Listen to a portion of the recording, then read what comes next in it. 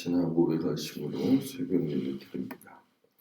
전능하사 천지를 만드신 하나님 아버지를 내가 믿사오며 그 외아들 우리 주 예수 그리스도를 믿사오니 이는 성령으로 잉태하사 동정녀 마리아에게 나시고 본디오 빌라도에게 고난을 받으사 십자가에 못 박혀 죽으시고 장수한 지 사흘 만에 죽은 자 가운데서 다시 살아나시며 하늘에 오르사 전능하신 하나님 우편에 앉아 계시다가 저리로서 산 자와 죽은 자를 심판하러 오시리라.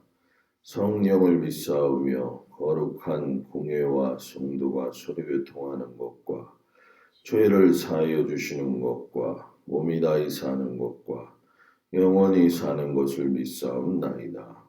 아멘. 387장 찬양합니다.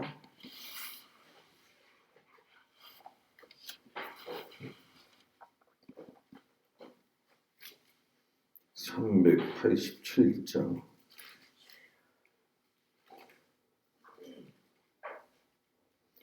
멀리 멀리 갔더니 찬양하고 고나며 슬프고도 외로워 정처 없이 다니니 예수 예수 내 주여 지금 내게 오셔서 떠나가지 마시고 길이 함께 하소서. 예수 예수 내 주여 마음 아파올 때에 눈물 씻어 주시고 나를 위로하소서. 예수 예수 내 주여 지금 내게 오셔서 떠나가지 마시고 길이 함께 하소서. 다니다 가실 때에 쓸쓸한 곳 만나도 홀로 있게 마시고 주여 보호하소서. 예수 예수 내 주여 지금 내게 오셔서 떠나가지 마시고 길이 함께 하소서. 아멘.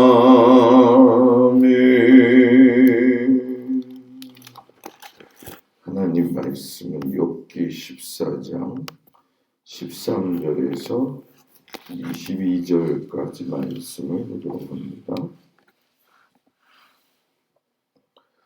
욥기 14장 13절에서 22절까지 말씀을 교독합니다.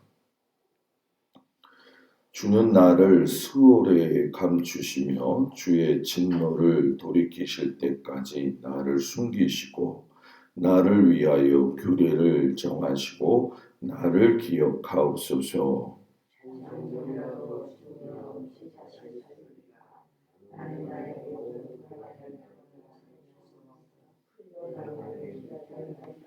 주께서는 나를 부르시겠고 나는 대답하겠나이다. 주께서는 주의 손으로 지으신 것을 기다리시겠나이다.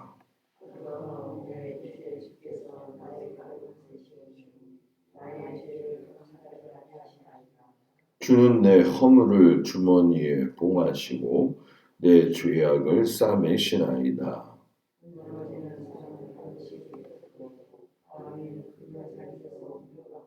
물은 돌을 닳게 하고 넘치는 물은 땅의 티끌을 씻어버리나이다. 이와 같이 주께서는 사람의 희망을 끊으시나이다.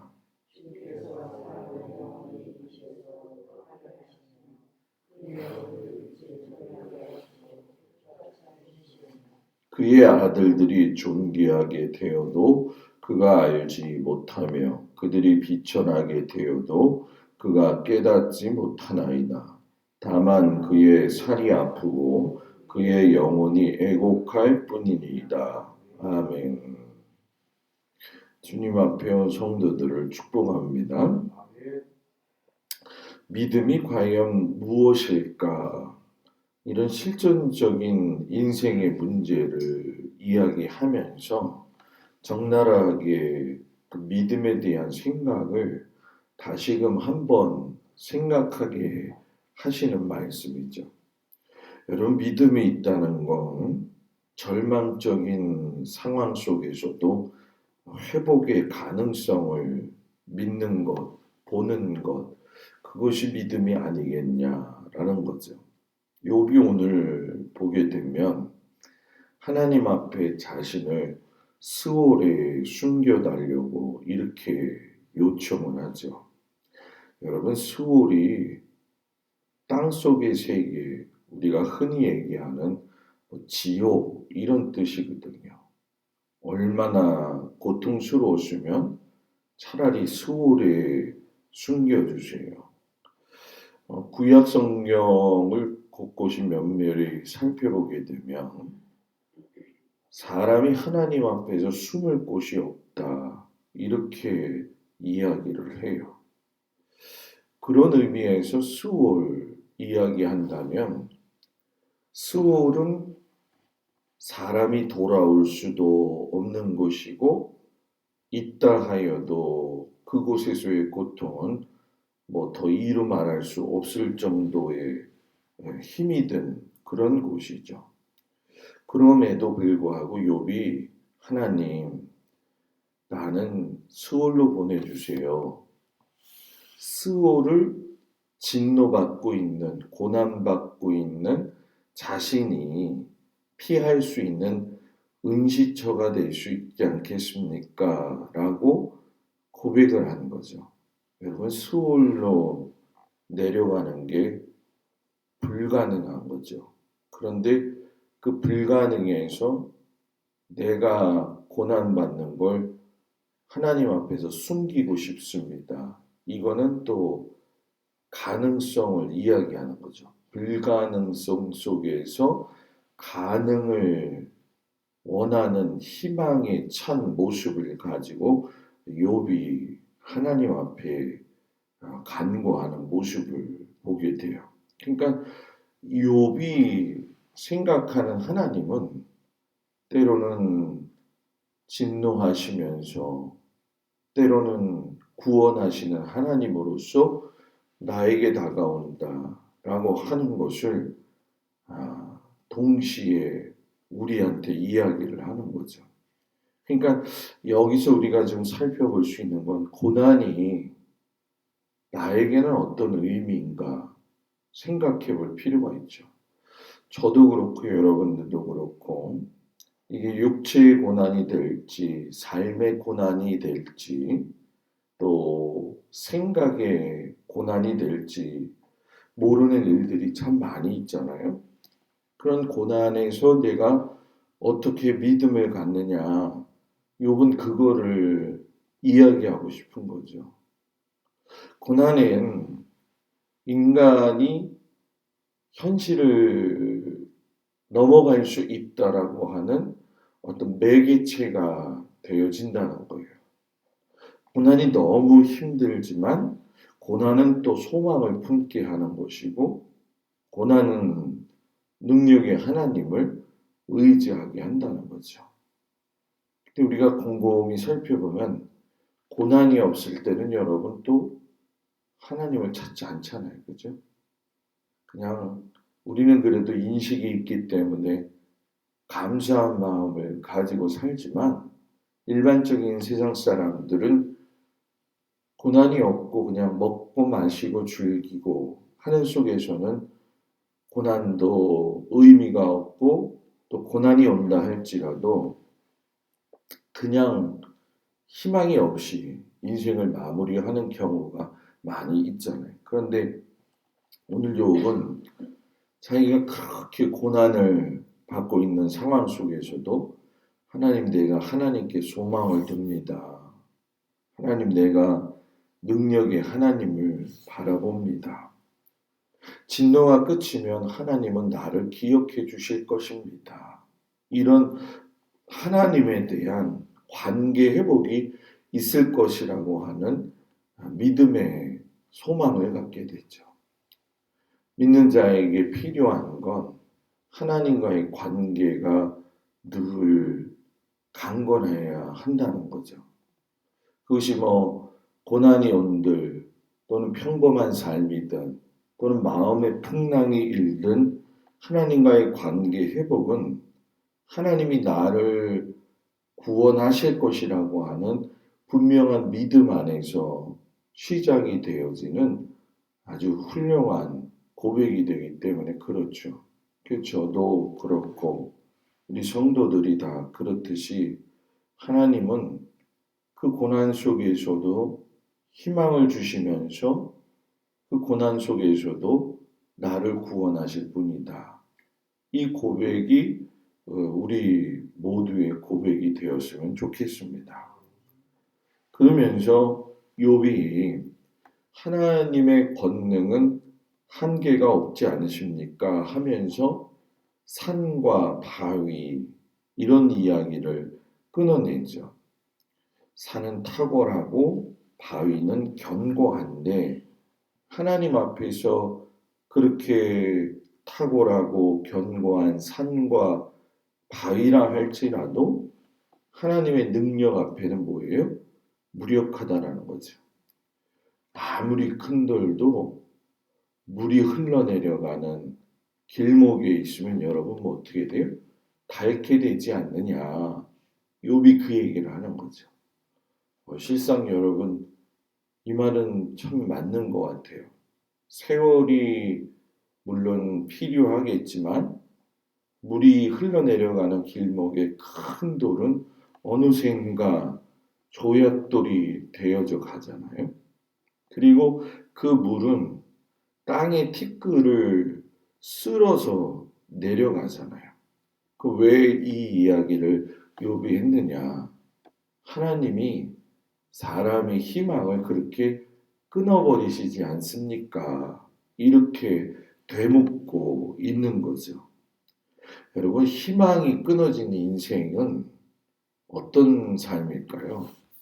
나에게 한번 여러분 희망이 없어졌다고 생각해 보신 적이 있나요? 희망이 끊어졌다는 건 아주 절망적인 상태에 이르렀다는 거잖아요.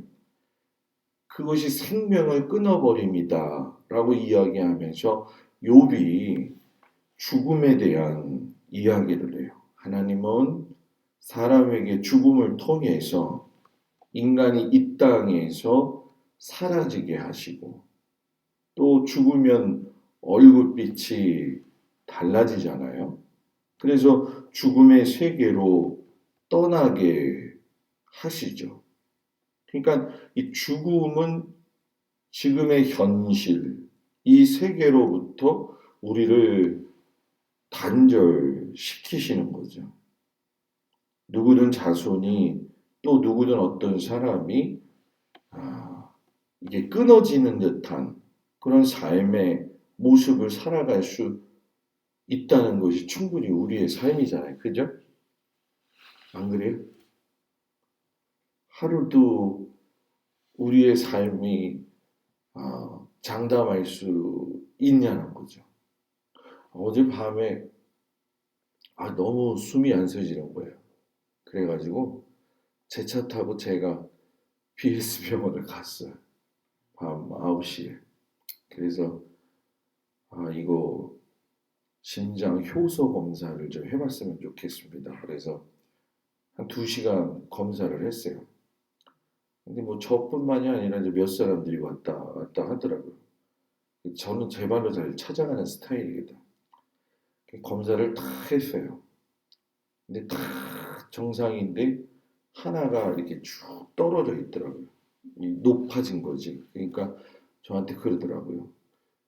쉬세요. 그러더라고요. 그래서 원래 제가 좀 그러니까 아, 그렇죠. 쉬어야죠. 근데 그게 쉽지가 않네요.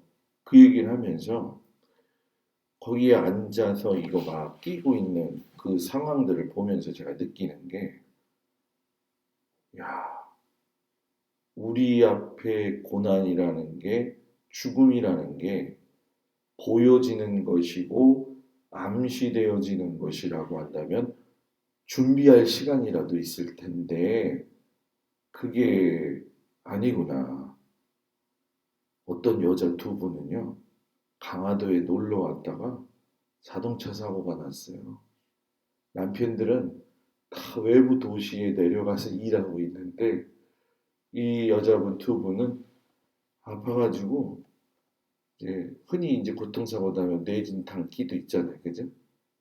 그 집을 가야 되는데 부평인데 못 가고 그 밤에 거기에 앉아 있는 거예요. 그러면서 어떡하죠, 어떡하죠? 이 얘기를 하는 게, 그래서 아 이게 우리들의 모습이구나. 그래도 뭐 그렇게 해가지고 밤에 늦게 와가지고서는 잠을 자는데 속은 편하더라고요. 왜냐하면 이 데이터상이나 상황들로 이렇게 딱 보니까 어느 부분이 지금 기력이 딸리는구나. 이걸 딱 경험을 하니까. 그래서 요즘 제가 이런 생각들을 많이 해요. 아, 사람이 쉽게 얘기하면 육체, 영혼을 가진 인간은 인간이라고 하는 존재로서 이 세계에서 살 적에 고난의 그 한가운데 놓여져 있는 게 우리들의 삶이구나. 욕도 그 상황 앞에서 탄식을 하는 거죠. 물이 돌을 닳게 하듯이 하나님이 소망을 끊으시냐. 이 얘기는 욥이 어떤 것을 이야기하냐면, 야, 내가 믿음도 사라지고 있고 소망도 사라지고 있는데 그 책임은 하나님 책임 아닙니까? 이렇게 얘기하는 거거든요. 하지만 하나님은 우리에게 고난을 주시는 것은 소망을 끊기 위함이 아니라 우리의 영혼을 살리시기 위함이고, 그 고난 속에서 믿음은, 소망은, 사랑은 더 선명하게 나타난다는 거죠. 겨울이 이렇게 다가오면 우리 집사님, 권사님 그런 거 느끼지 않으세요? 날씨가 추운 날은요, 하늘이 더 맑아요. 그죠? 공기도 상쾌하고. 춥기는 되게 추운데 뭔가 좀 맑음이라는 게 있거든요. 고난도 때로는 감당하기 어려울 때가 있지만 원초적으로 하나님을 향하게 하는 이상한 열쇠이기도 하다라는 거죠. 그래서 우리 앞에 있는, 우리가 살면서 부딪히는 여러 가지 어려움들이 있지 않겠어요? 우리 모두가. 그럼 거기서 하나님은 이 기회를 통해서 나에게 믿음도 선명하게 하시고 소망도 선명하게 하시고 사랑도 선명하게 하시기 위함이구나. 그래서 여러분, 오늘 말씀에서 위로를 받을 수 있는 것은 하나님께 소망을 두는 사람은 복이 있다. 복이 있다. 주기철 목사님 아시죠? 주기철 목사님 아들이신 주봉조 장로님이 그런 얘기를 하셨어요. 우리 아버지가 대단해서 그렇게 감옥살이 하다가 돌아가신 게 아니라 우리 아버지하고 이야기해보면 자기도 어떻게 무너질지 몰라가지고 자기도 이 고문당하는 것이 너무 힘들어서 변절할 수밖에 없을 것이다 라고 생각할 때에 그렇게 나약한 인간이었는데 그때 아버지가 한 말이, 이런 나이기 때문에 하나님 앞에 힘을 달라고 매달릴 수밖에 없었다. 누구도 변질할 수 있는데 고난은 하나님에 대한 믿음이 선명해지고 소망이 선명해지는 것처럼 주기철 목사님도 하나님께 소망을 두고 하나님이 주시는 힘을 가지고 하루하루를 버티시다가 순교하셨다. 이렇게 얘기하더라고요. 여러분, 우리 가는 길에 하나님이 도와주신다는 거 분명한 거 아니겠습니까? 그걸 소망을 가지고 하나님 안에서 감사한 마음으로 오늘도 내게 주신 이 삶의 현장에서 주님만 의지하라고 하시는 주의 음성을 듣고 주님과 함께 동행하는 오늘 귀한 하루가 되기를 주의 이름으로 축복을 드립니다. 기도합니다. 욥이 고통 가운데서 하나님이 사람의 희망을 끊어놓지 않으셨냐 항변하는 모습을 보게 됩니다. 주님께만 희망을 걸 수밖에 없는 욥의 몸부림이라고 생각을 합니다. 하나님 앞에서 정말로 그 우리의 고난이 모든 고난이 소망으로서 다시금 명확해지고 또 그 소망 안에서 그것이 끊어지지 아니하고 선명해지는 믿음을 경험할 수 있는 우리가 되게 하여 주옵소서. 우리 모든 성도들이 참 소망이 되신 주님을 만나서 생명이 피어나게 하시고 하나님께 소망을 둠으로 말미암아 평안함을 얻을 수 있는 귀한 성도들이 되도록 주님이 함께하여 주옵소서. 오늘 하루의 삶도 하나님이 허락하셨사오니 그 주신 삶에 참으로 감사하며 우리가 오늘 하루하루 삶의 현장 어느 곳에 어떤 상황이 있든지 주님이 늘 동행하여 주옵소서. 일터를 붙들어 주시고 가정을 붙들어 주시고 또한 자녀들을 주님이 눈동자와 같이 지키시고 인도하여 주시옵소서. 주님 우리와 함께 하심을 감사드리며 예수님의 이름으로 기도드렸습니다. 아멘. 하늘에 계신 우리 아버지여 이름이 거룩히 여김을 받으시오며 나라의 마옵시며 뜻이 하늘에서 이루어진 것 같이 땅에서도 이루어지이다. 오늘날 우리에게 일용할 양식을 주옵시고 우리가 우리에게 죄 지은 자를 사하여 준 것 같이 우리 죄를 사하여 주옵시고 우리를 시험에 들지 말게 하옵시며 다만 악에서 구하옵소서. 나라와 권세와 영광이 아버지께 영원히 있사옵나이다. 아멘.